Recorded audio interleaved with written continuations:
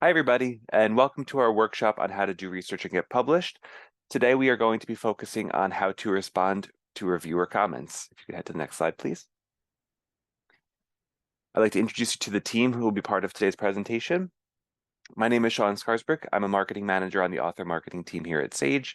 My primary role is to provide support to authors and reviewers as they move through the publishing process, with a particular focus on providing targeted resources to provide support at the appropriate time in the publication process. We're joined today by Dr. Mary Beth Genter, who has been editor-in-chief of the International Journey of Toxicology, which is the official journal of the American College of Toxicology since January of 2009. She is based in the Department of Environmental and Public Health Sciences at the University of Cincinnati.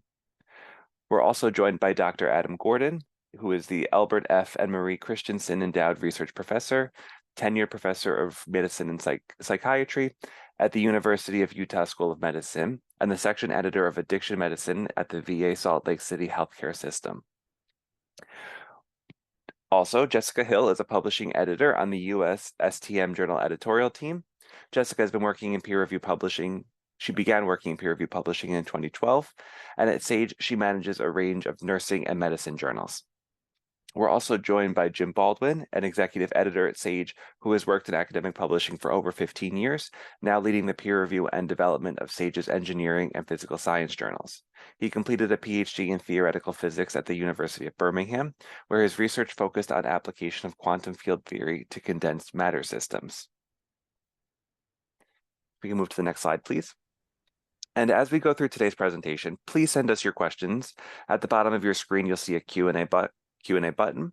And here you can submit any question you've got for our panelists. We will begin today with a presentation and end with a Q&A. So please send anything you can, and we'll be happy to address during the call today and potentially in a follow-up blog after the call. And on this slide, you'll see here a timeline of the typical author journey, moving from the very early stages of securing funding and conducting research all the way through peer review and publication. Today, we're focusing specifically on how to respond to reviewer comments, which fall somewhere in the middle.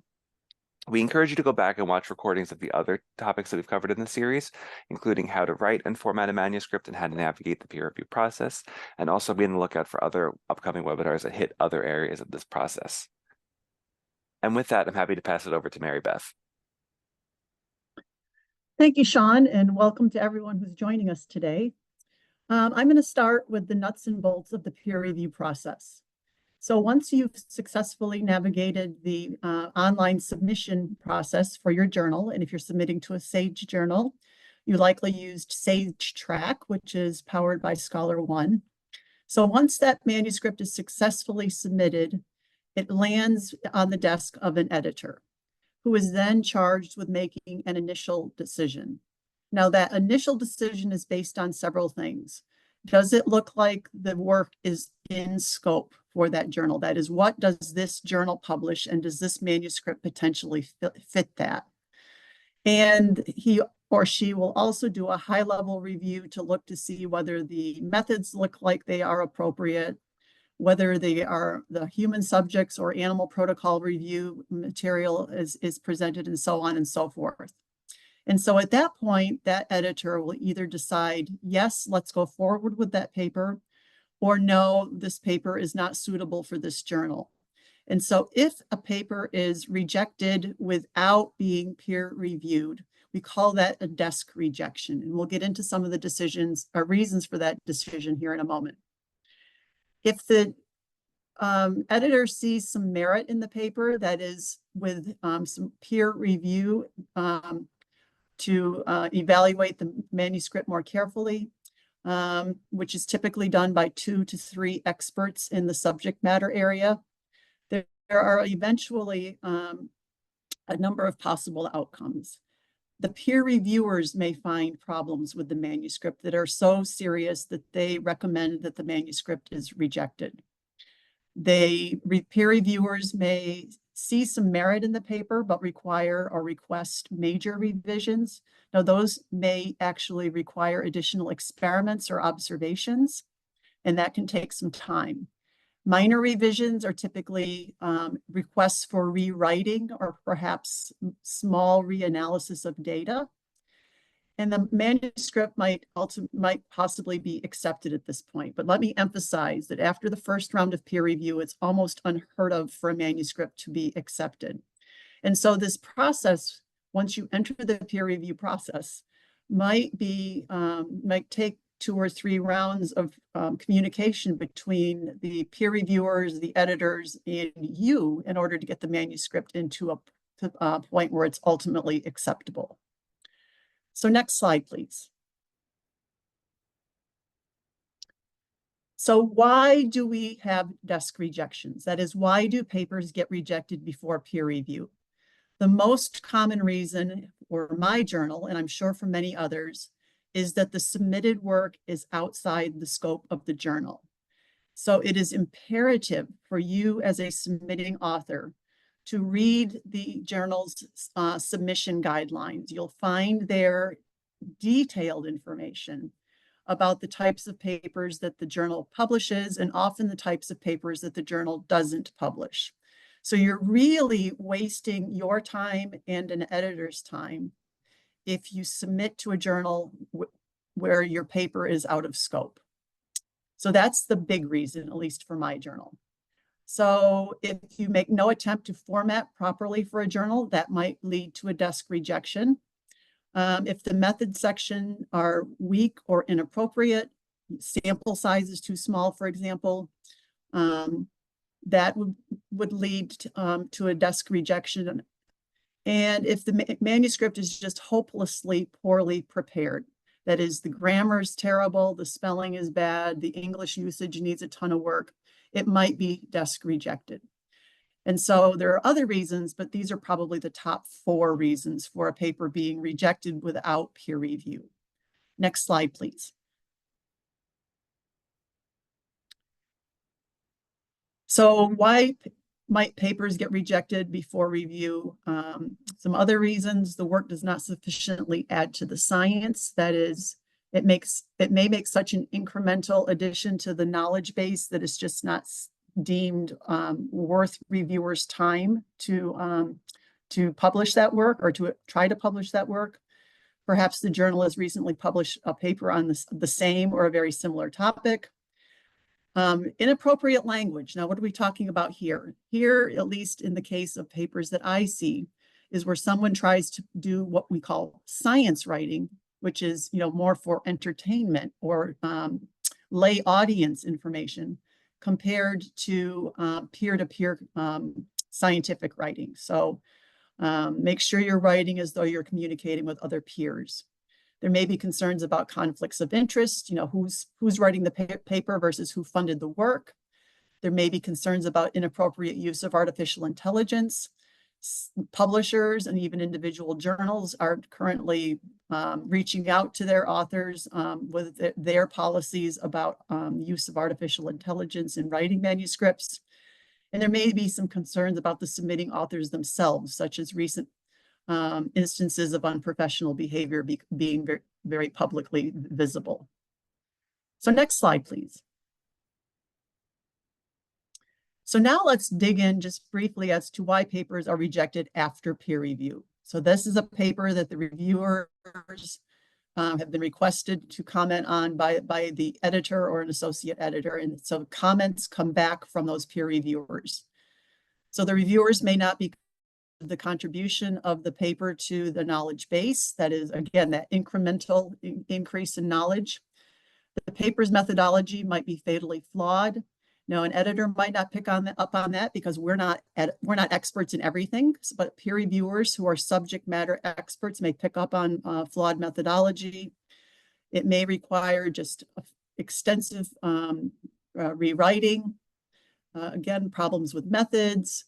A paper that ignores the existing literature, that is, does not try to put their findings in the context of what's already known, may be rejected after review. There may be specific sections of the paper that are weak, and perhaps the paper was ill-focused. Next slide, please. So finally, you may get that desk rejection, you may get rejection after peer review. So how do you handle that? So Keep in mind that peer reviewers' comments are there to enhance your paper. So don't overreact. Don't take it personally. Many very successful scientists and authors have manuscripts rejected. So it's not just you. So don't take it personally. What you should do is read the reviewer comments and editor's letter very carefully, focus on why the manuscript was rejected, rework the paper to address the reviewer concerns. Under no circumstance should you submit the same manuscript without revision to another journal. Because as I mentioned, if it goes for peer review, it goes to subject matter experts, and different editors may find the same subject matter reviewers to review your paper. So now I'm going to turn things over to Adam as he will start to discuss how to handle those requests for revisions of a manuscript. Thank you, Mary Beth, and thank you all for being here today. In the next several slides, I'm going to be talking how to handle when a journal basically says, "Hey, we like your article, but we want to have revisions in order before we accept that article for the journal." It's important to realize that there are some important considerations. Number one, if you get this decision that the journal would like you to revise and resubmit the article, it's an endorsement that you've gone through that first phase. You've gone through the first phase of potential desk rejection, and it's an endorsement of your work. You've made it. You have the journal's and the editor's eye that this may be a potentially publishable article. It's also an invitation to work with you through the peer review process. The reviewers may have suggested some suggestions to your article, and the editor has agreed that there may be some suggestions to improve your article, and it's an invitation for you to work with the editor and the reviewers, for that matter, in order to improve your work and eventually get it published. And it's also a serious ask for you to consider the views of others, potential colleagues that are looking at your work and trying to improve your work as it gets out to the public. The reviewers are providing information that potentially be questions or concerns that a reader would have if you had published the article without any review process. So it's really important to take the advice of these reviewers and the editors to improve the work that you've submitted. It's important to realize that the revision process, as you revise and resubmit the article, is not a personal attack on you. It's not a personal affront that you've done something bad. It's an invitation to work with you to improve your manuscript. It's also not a negative commentary on your work. You may have a lot of concerns from the reviewers or the editors that are coming back to you, and you may say, "Oh my gosh, I don't know if I can respond to 50 to 100 different comments." But it's an invitation to work through the process to improve your manuscript, to have you rethink how you presented your scientific work. It's also very important for new authors to realize that it's not an affront to say, "Hey, you're not good enough, your work is not good," that somehow it's horrible. If you're at this stage where an editor has provided a comment to say, "Hey, we want you to revise and resubmit the work," that editor believes that this work is eventually publishable. And because of that, they want to work with you to improve your work and eventually get it published in the journal. So with regards to kind of how you approach revising and resubmitting the work, it's important to realize that there's a step here that you have now made it. It's a gift to collaborate with that journal. It's a gift to collaborate with the reviewers. You've passed the initial desk rejection. You are now can focus on improving the work in order to make it the best work possible when it's eventually published. And so it's really important to acknowledge that this is a gift, that there are people that are considering your work and trying to help you improve that work before it's published. It's important to realize, too, that as you go through the process, you want to make sure that you, again, always consider the author guidelines that are published, usually online. You want to strengthen or clarify the grammatical prose of your manuscript. And this all is the process of this revise or resubmit process that you can improve that work so that it's the best work possible when it's published. It's important to understand that the reviewers, doing a peer review is a gift. Many peer reviewers are doing this because they want to improve the science. They want to improve their field.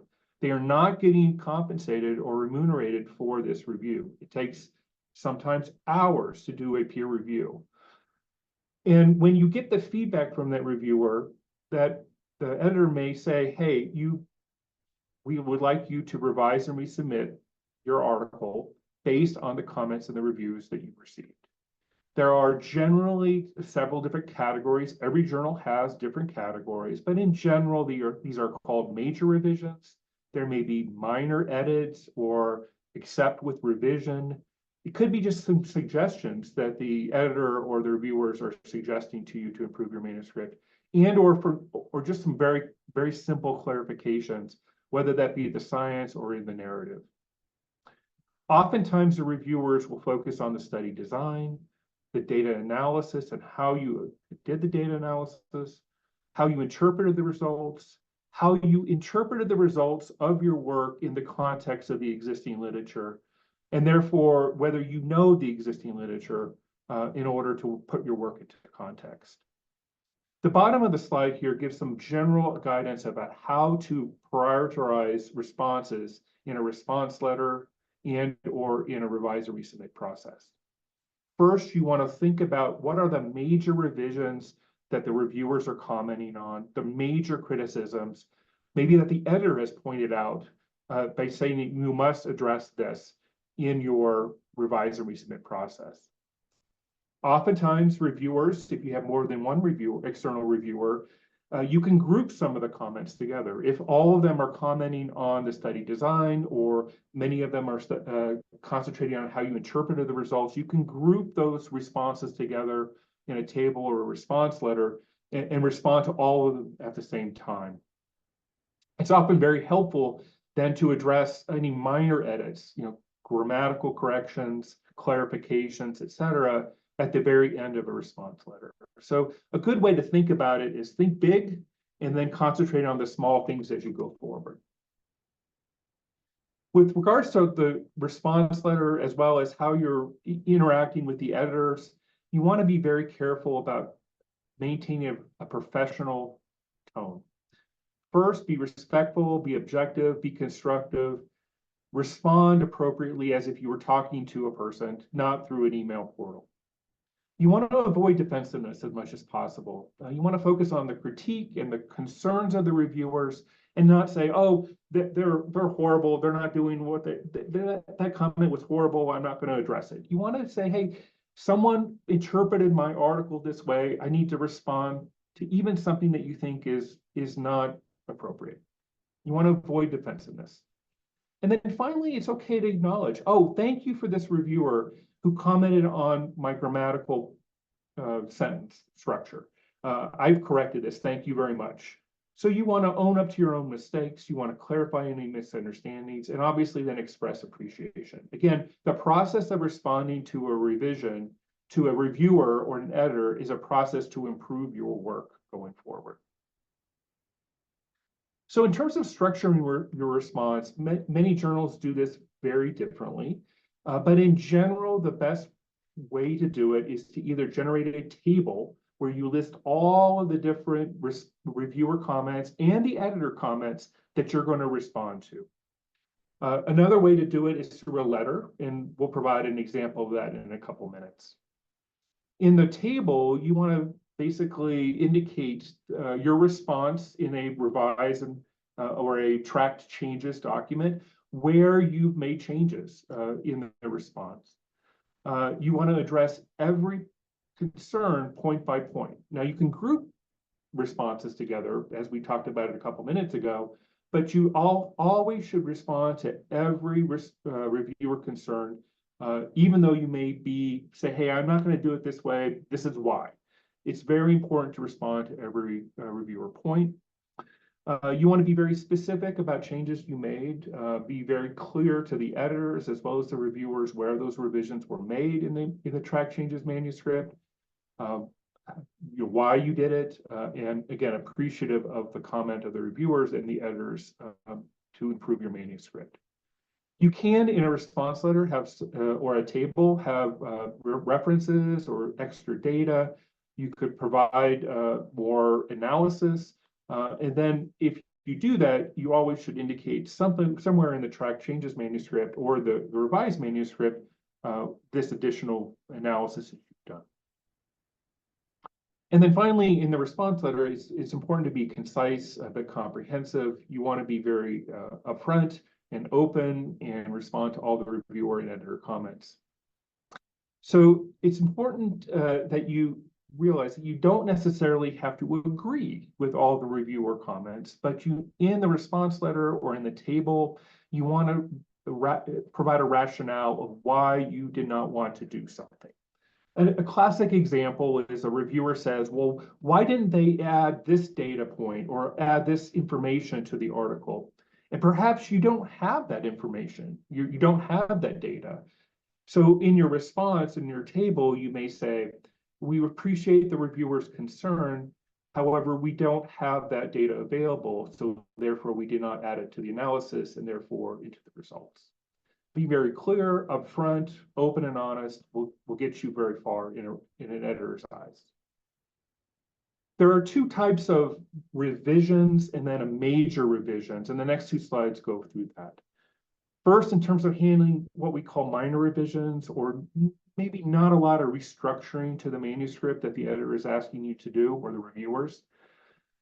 In handling this type of response, you want to read the reviewer comments and editor letter very carefully. You certainly want to follow all the timelines to get the revised manuscript back into the journal's hands. You want to clearly demonstrate that you have changed these suggestions on a point-by-point basis, whether that's through a table or a response letter.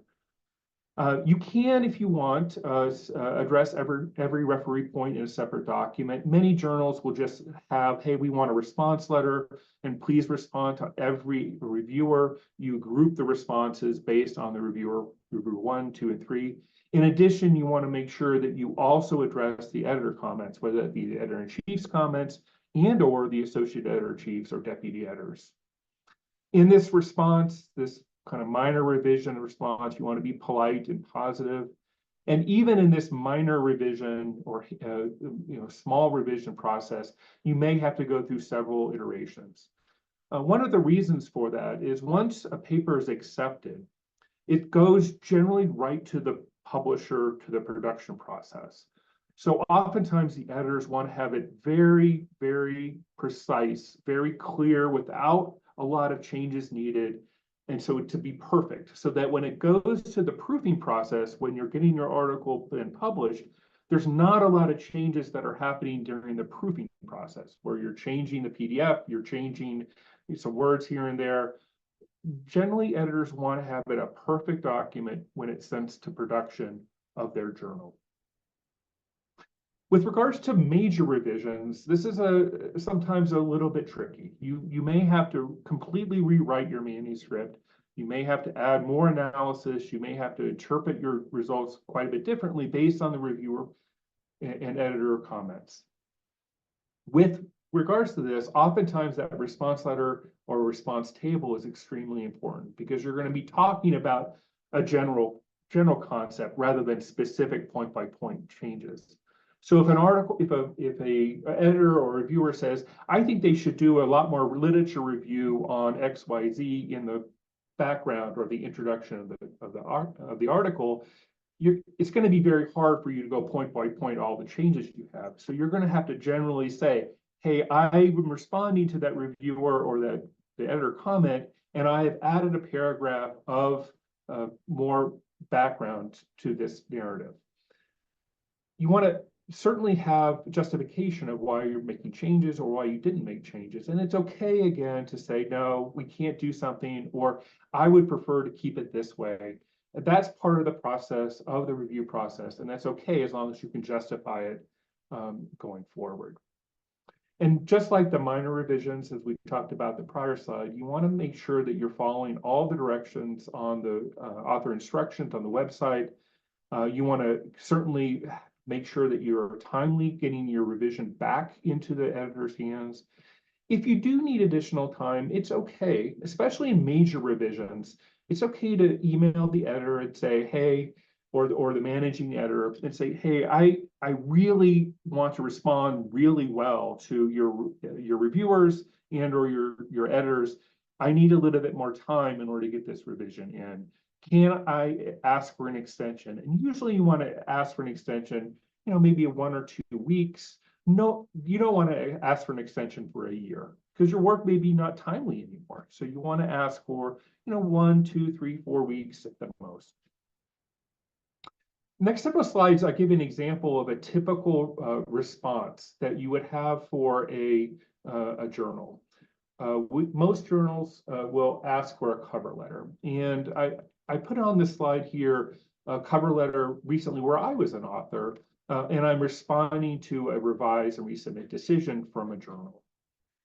It's important, I thought it would be good to go through this a little bit about how an author can really clearly make sure that they're responding to the concerns of an editor, the reviewers, and the journal. Certainly, you want to be very appreciative right off the bat. In this, at the very bottom of the slide, I say, we believe the review process has greatly improved the manuscript. You want to identify the manuscript, what the title is. You want to give the number of what the article was for that journal, et cetera. It's really important. And then indicate what you've done. So you provided a detailed response, and I provide several different the track changes article manuscript. I have the clean manuscript.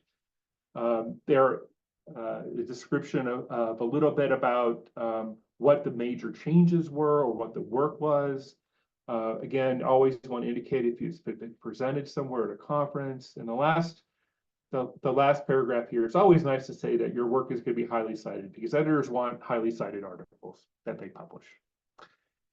And then you want to then indicate how the manuscript type has changed. Maybe there's word count issues or making sure that you're within the scope of what the author guidelines are for a specific journal, etc. Okay, so this is a typical way of writing a cover letter. When you're dealing with a response letter, it's a different article. Generally, some journals will have a cover letter be the response letter. Usually, it's 2 separate points. The cover letter is basically to introduce the revision, and then the response letter is the actual changes of what you're going to be doing with the manuscript. So this is an example of a paragraph or 2 at the very beginning of a response letter, where it indicates what the article is, the title, again, what the journal's number or identification is of it. In the middle part of this slide, you see that we clearly indicate that there are responses below, that the blue typeface are the reviewer's suggestions. It's indicated by an author response of R1, response of reviewer 1. Of the first comment of reviewer 1 is R1.1, for example. And then also we indicate in the response letter that there is where in the revised manuscript, usually the track changes manuscript, where these changes actually occurred. So it's really helpful for the editor then to take that response letter and say, these are the changes that have happened. And if I need to go into the revised manuscript, this is where it is. So it's very clear. You're guiding the editor, you're maybe even guiding reviewers to look at where these changes actually occurred. It's okay to make some minor changes or grammatical changes if you see it that the reviewers haven't even comment on. So that third paragraph at the very bottom there says, hey, we made some minor corrections by rereading the work. And then finally, be very appreciative again that this has improved the work. We appreciate the review process. So a typical way of responding to a comment is you want to be very clear, very open about how the changes were made. So this is reviewer 1. His 6th comment was, would you provide a figure displaying, the project and include definitions of terms and organizations that are pertinent to the project. And so in the response letter, not only do I say that we made a figure, but I'm actually putting the figure in the response letter. So the editor clearly knows that this is how it's changed. And indicated in the red, as you see in the bottom there, where in the revised document, page 47, where this actually is occurring. Very clear, open, non-argumentative. Thank you for that comment. Moving forward. With regards to dealing with conflicting reviews, there are some reviewers that say one thing and another reviewer says the other thing. And how do you respond to that? Generally, what you want to do is to use the editor's guidance here. Oftentimes, the editors say, I prefer reviewer one's comment over reviewers two. But you want to acknowledge both viewpoints. And in fact, sometimes you can mitigate within your revised manuscript how to both address both comments of the reviewers. Sometimes you want to be very clear about talking to the editor and say, hey, I can't respond to this reviewer without making this other reviewer upset. How do you want me to address that? And that's okay to ask during a revise or resubmit process. Regardless of what you do, you want to make sure that your manuscript remains coherent and very clear. With regards to closing a response letter, at the very bottom, you want to recap any major changes and key improvements that you've had. Again, thank the reviewer for their feedback. Reaffirm your dedication to improving the manuscript in future iterations of the revise and resubmit process. And remember that, as Mary Beth had mentioned, that sometimes you have to go through several iterations. You may have to revise and resubmit this several times as you're moving and improving that manuscript closer to publication. So an example of a closing response letter is this. In summary, thank you again for considering these changes. We believe the review process has greatly improved our manuscript, and our changes make this manuscript much stronger. We look forward to any further feedback or suggestions to improve the manuscript. Collegial, a process of collaboration during this review, revise, and resubmit process is really essential. So with that, I'm going to hand it over to talk a little bit about how to contribute as a reviewer to SAGE journals and all peer review journals. Hi, so as you engage with the peer review process, remember that it's a two-way street. If you've submitted a paper to a journal, consider giving back by offering to review for that journal. Not only does reviewing help you improve your own research through exposure to other work in your field, but it can allow you to contribute to the academic community and support the journal to which you're submitting. It's a valuable way to build your skills in critical analysis and writing, and it strengthens the overall quality of the research being published. And on the next slide, I want to highlight some of the support that we offer to help you in the peer review process. SAGE offers a number of resources, benefits, and rewards, including how to be a peer reviewer webinar. And after this webinar, you will receive a copy of these slides, and I highly encourage you to review the linked resources on the slide and join future peer review webinars. And coming up in October, we'll delve into the essentials of open access, journal publishing charges, and the fee structure. Whether you're an author, researcher, or academic professional, understanding how these fees impact your research dissemination is key in helping make informed decisions. We'll also walk through the various different types of fees you may encounter, both with open access and with traditional journals, and breaking down the differences between them. And finally, we'll explore strategies to help you identify reputable journals, also ensuring that your work reaches the right audience.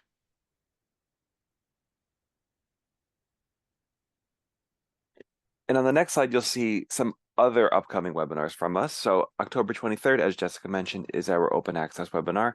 And November 12th is a webinar particularly for those who have published before, how to promote your article and impact policy. So if anybody on this call today is looking to get information on where to take your article after it is published, this is the webinar for you. On the next slide, you'll see SAGE Journal resources. We've got a dedicated space for our authors with support and services. This is the one-stop shop for every question you've got across publishing.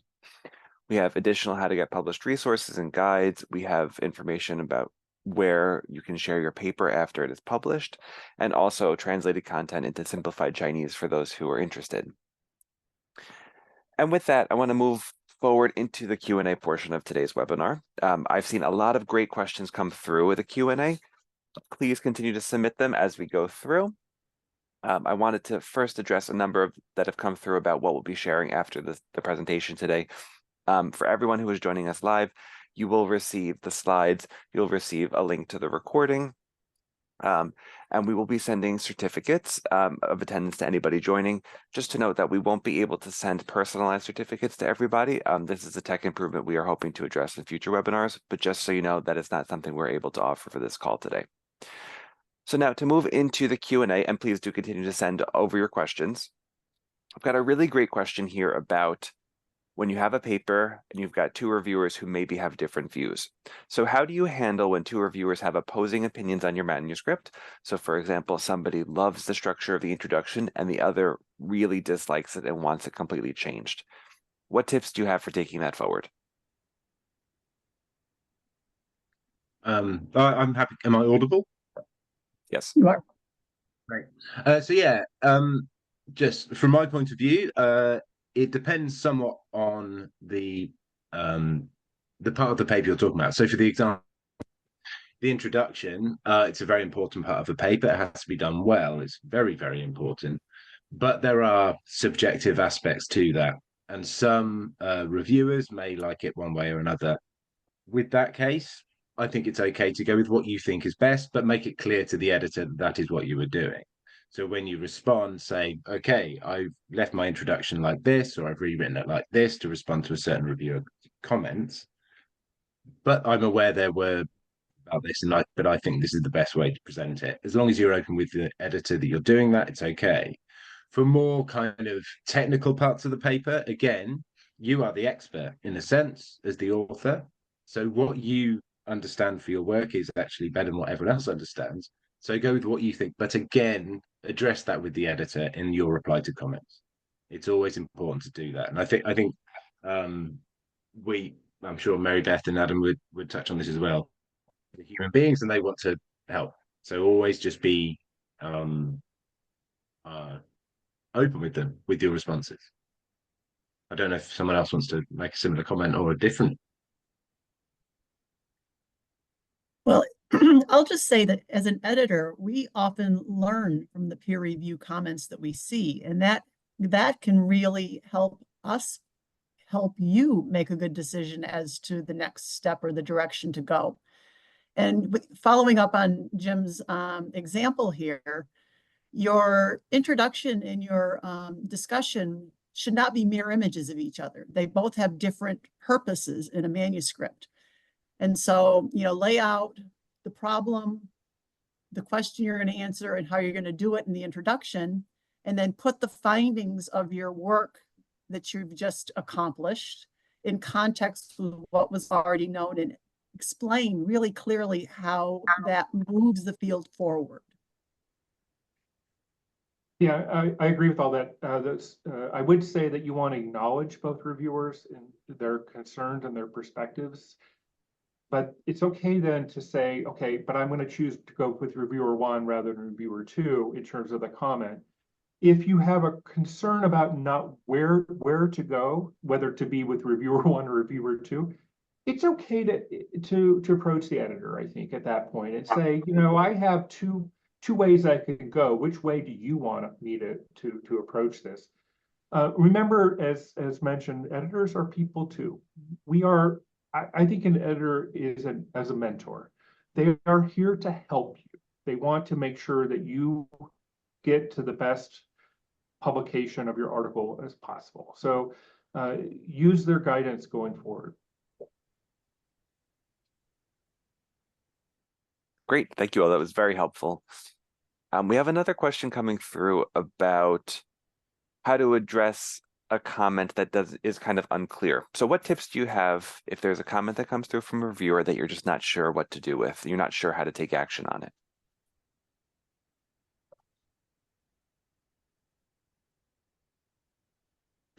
Again, I think understanding that we're here to help and want good papers in our journals. So contact us and ask us for advice as to how to move forward.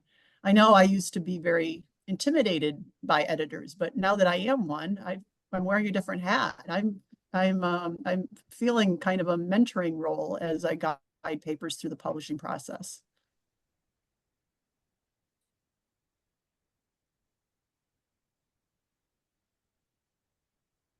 Great, thank you very much, Mary Beth. That's very good, a good tip. So I've got another question here, and this one, I've got a number of questions that have come through about reviewers and the role of an editor and the role of a reviewer and the role of an author. So I'm curious if you could break down, Mary Beth and Adam, especially as you are actively editors.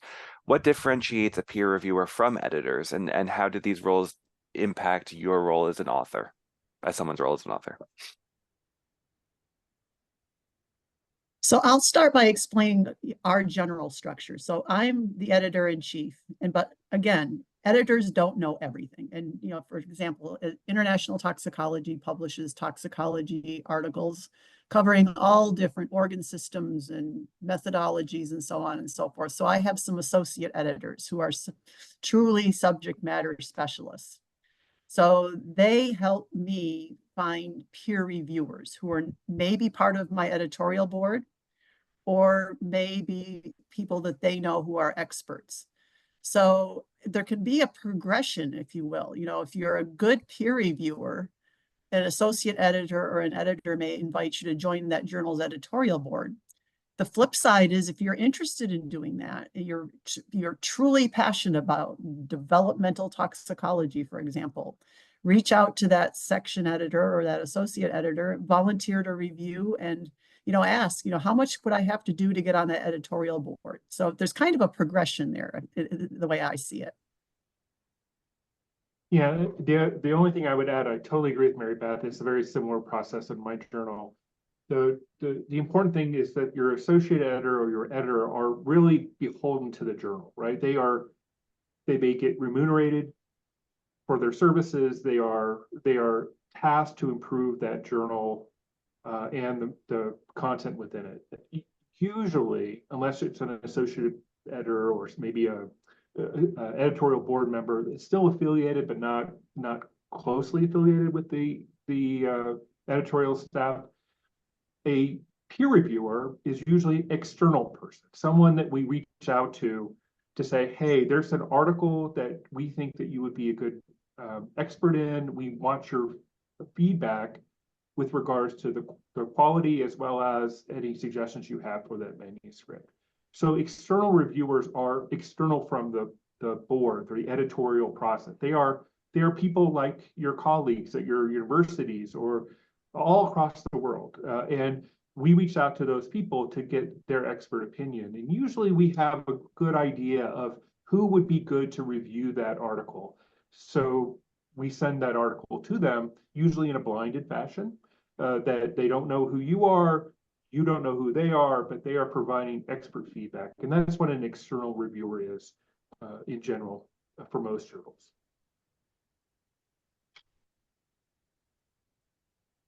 Great. Thank you very much, Adam, Mary Beth. It was very helpful to hear your side of it. We've got a number of comments coming through about rejection and rejections that people believe that doesn't come with a clear reason. So I've got one question that says, I received a rejection without any clear reason. Is there anything I can do? What should I do to learn why I was rejected? Well, I think from the main option you have, again, is contacting the journal. Editors, one would hope, as a rule, don't like to reject a paper with no reason. If you feel there is no reason, there's different ways there can be no reason. If there is, you just feel like the comments aren't good enough from the reviewer, that's a worthwhile thing to return to the editor and say, I don't think these comments actually apply appropriately for rejection, but be polite, always be nice. Remember, editors are people, and we're doing our best. If there's literally no reason included, that could be a mistake, it could be all sorts of things, but always just contact. Politely doing so will get a response. Editors there want to help. The journal matters to me. The journal really matters to me. It's my job and it's my front facing of the community, and I want it to present well. So I'll always respond explaining why a paper has been rejected if it wasn't initially obvious. I think that's generally true of almost every editor. That's a great answer. I really don't have anything to add to that. Yeah, and I also would echo that answer. Going back to Mary Beth's slides, though, there are some reasons that it has nothing to do with the quality of your work. It may be that a similar article was just published within that journal, or maybe there was, maybe someone didn't follow any of the author instructions. That will piss off excuse my language, but that will piss off an editor quite a bit, right? Because if you didn't do your due diligence in order to actually look at what we publish, number one, or what our scopes are, but you didn't even format it to what we need for our review process or editorial process. And then the last thing is what I just mentioned, that scope. There are some things when someone writes, so I have a clinical journal, so we do a lot of clinical work, clinical trials, et cetera. If someone sends me a DNA study that is bench research, it's totally outside of our scope. Now, I should mention that to them, hey, your article is rejected because it's outside of our scope, but that may be the only thing that you get from an editor, especially if it's a high volume journal where we're considering 50 to 100, 150 articles a month. It's very difficult. We'll just weed those out real quickly with 1 or 2 sentences of why it was rejected.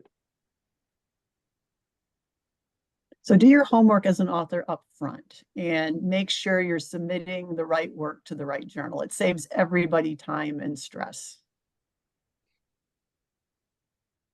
Perfect. Thank you very much. And that's a great point, Mary Beth. Everybody wants less stress, and I think that's a great tip to make the publishing process run more smoothly.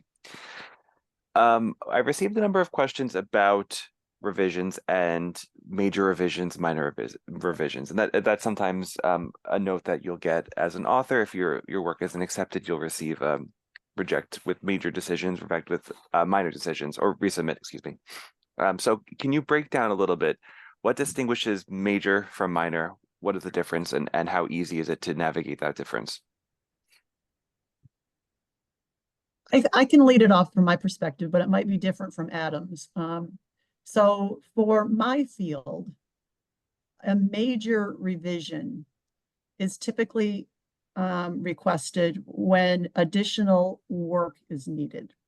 You know, you have to go back to the bench and do another experiment, maybe that builds on a previous one, or you have to go back to your data set and, include other demographics of your study population. So you have to go back and do some more work and analysis for a major revision. Now, a minor revision might be something like we were just discussing a few minutes ago, where there's significant overlap between your introduction and your discussion. If you can just sort that out by rewriting, then that is what we would consider a minor revision. So I don't know how that works in your field, Adam or James, but that's the way I think about it. Yeah, I totally agree with that. I mean, it would be something to akin in our world where you have to do some more analysis or reinterpret the results that you are presenting.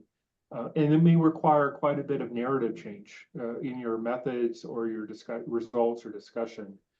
Another thing that editors sometimes use in terms of thinking about a minor revision versus a major revision, that if the comments can be responded and you can respond to them, and it just goes to the editor, and the editor says, yes, they've responded to things and they could do it, then I don't have to send it out for re-review to the external reviewers anymore. That may be more of akin to a minor or minor acceptance or minor revision. But if I'm thinking, hey, there's a reviewer here that's really concerned about a certain thing, and I'm going to send this, if the authors send in the article again and revise or resubmit it, and I'm going to send it out to the reviewer again to see if they were attentive, the authors were attentive to that reviewer's concern. I'm thinking that's more of a major revision, a little bit more of a concern of a reviewer that really requires a good response. And so and I know as an editor, I'm going to send that out to make sure that the author attended to that concern. That generally, at least from my perspective, is more of a major revision because it's going to require another re-review, an external review. Yeah, from a kind of physical sciences point of view, it's a very similar kind of story. There is the kind of intangible, this feels big, this feels small kind of point, but we'd have rules of thumb. Rules kind of side of things might be, so if it's a theoretical paper, if your assumptions in the first place are kind of proved to be inappropriate, that questions the entire paper. So at that point, I can't really follow, your axioms don't work. I can't follow from there. That to me would be actually a reject with a resubmit. If it's a case of there is a fundamentally difficult mistake in your mathematics, that's kind of which then leads to incorrect conclusions. I do that as a major revision. If it's just a kind of dotting the T's, crossing the I's in a kind of abstract, perhaps grander sense, sure, that would be a minor revision. Experimentally in physics, again, if it was you had to go and rerun experiments, depending on the level of that rerunning, that would probably be a reject and resubmit the work, because it kind of can become a new piece of work. But the major revision would actually be the results are what they are. You've interpreted them wrong, or wrongly, but disingenuously, or whatever, and you need to go away and think about that. And a minor revision again would be a kind of you need to tweak your interpretation here, or tweak your presentation of your work. Your work is fundamentally sound, but its presentation is perhaps off a bit. Yeah, I just want to also point out that every journal has different categories of this, so we have to be a little bit cognizant of that. Like our journal, we have an accept with revision category, which means that we've accepted your work, but you have a couple little dotting the I's, crossing the T's, some grammatical issues. We want to make sure your table is perfect before we send it to production. So at that point, if you're in that category, you've got to accept it. You just have to kind of change a couple words here and there and move forward. And then other journals would have a minor revision or major revision, complete rewrite category. There's all these different categories that people have. But so you want to follow the specific journal guidance. And usually in an author instructions, they'll say, here are the type of responses you'll get when you submit your article. Accept with revision, major revision, minor revision, accept, rejection. And so you want to be cognizant of that, do your due diligence of understanding what that decision means when you do get that decision back to you. The point is, these are labels. They are semantic terms. They are as big as they are. If you receive something that someone has called a major revision and you don't feel it's that major, well, cool. I mean, it doesn't matter really. You need to address the problem, whether it's considered major, whether it's considered minor. You need to address that problem. You may even receive feedback from an editor who says, wow, this looks minor to me, and they shoot it off, and you go, well, actually, this is breaking everything. And so that actually ends up being quite a lot of work, in which case contact the editor and say, actually, this is a big deal. I haven't thought of this. This is really useful, or this is terrifying, whatever. Make it clear to the editor, this is a lot of work. So don't get too hung up on the major versus minor, or whatever the case it may be. You have to address those problems, or at least say, I don't want to address them for this reason, but you have to at least deal with them. So perhaps don't worry about it too much. The editor's there to be flexible. It's okay. Yeah, I think also we mentioned in the presentation, but also in the Q&A. I mean, you can argue too. You can say, I don't agree with that, and this is the reason why. And editors appreciate that. One of the things that strikes me a lot is everybody wants to find a positive p-value, right? They want to find a significant value, but good research, whether it's a positive finding or a null finding, is okay. It's publishable, and so don't try to tweak it to make your work so much more important than it is. Just relate what you have, and so sometimes reviewers will say, well, it's not positive. We're not going to. You shouldn't publish this. Some editors will say, no, that's totally okay. It's science. Move forward. So you don't have to agree with everything. That's really important. Just make sure that you justify why you don't agree or why you didn't want to change something. Just as a quick comment on discussing the semantics between major and minor revisions, and sometimes even reject as well. These also are semantics, and sometimes reviewers may not pick the most appropriate one. So it's not uncommon to unfortunately see a reviewer saying minor revisions or even accept and the paper get rejected. The main thing you should look at is the comments that the editor provides. And if you have questions or need clarification points, definitely reach out to the editor. That's a really excellent point. Yeah, and the other thing I'll mention is that reviewers often have a comment to address specific comments to the editor that the author doesn't see. And so those can be very informative to us, even though we're not necessarily sharing certain points with the author. So we have that advantage too, is that we sometimes see a little bit more information than what is put forth to the authors who are being asked to revise, or why the manuscript was rejected, and so on and so forth. Yeah, I'll also comment too that not all reviews are good. Not all external reviewers have good comments, and some of them can be very nasty.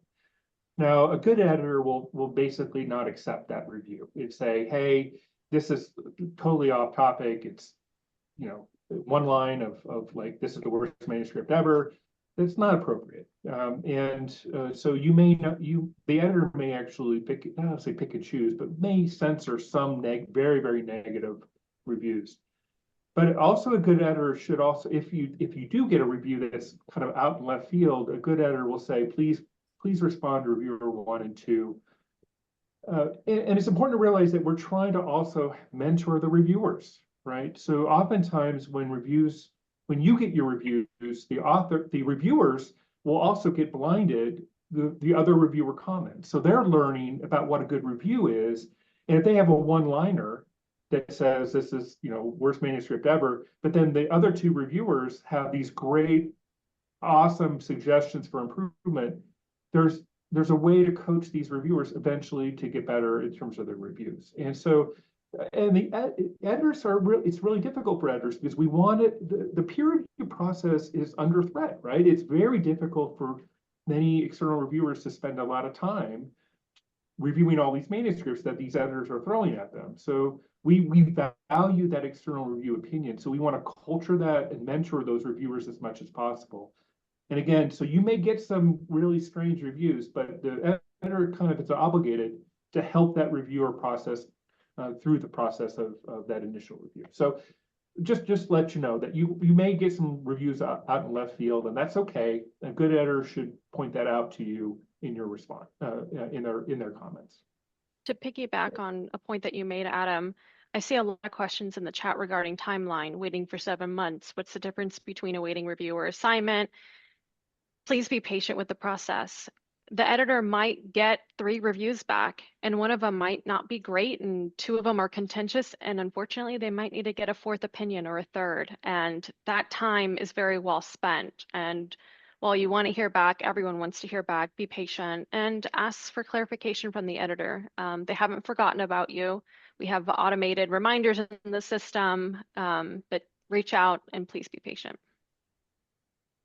Yeah, I'll just point out too, that's a great comment. You know, we are under, you know, we have metrics too, right? Everybody thinks of publication metrics, but we have editorial efficiency metrics that we actually, and Sage actually publishes these metrics on their websites of the journals to say, you know, what is the time to first decision, or what is the time from submission to final publication? And we're attuned to that. We want to make this as efficient as possible. But there are some papers that linger because of certain concerns, or we want to get more opinion on. So be patient. Very rarely is an article lost. We know where it is. We want to get it back to you as soon as possible. We have this peer review process that can take some time. But we do want to make sure we get this. If we do want to eventually accept the article, we want to get it out as soon as possible. That's our metric too. Thank you, Adam. And I hate to do it, but unfortunately, we are at time. That was a very, very great discussion, and it was so good to hear from everybody. Thank you to everybody who joined us today and sharing all of your questions in the Q&A. We tried to address as many as we could, but we will continue to address them in a follow-up post on the Sage Perspectives blog, which I will share a link to once that is ready. Thank you to our external speakers, to Adam and Mary Beth, for joining us today, and of course to my Sage colleagues, Jessica and Jim, for joining us.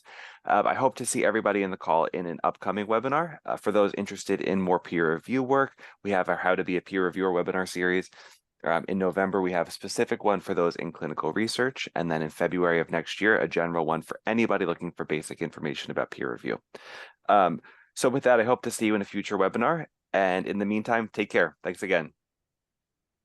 Take care.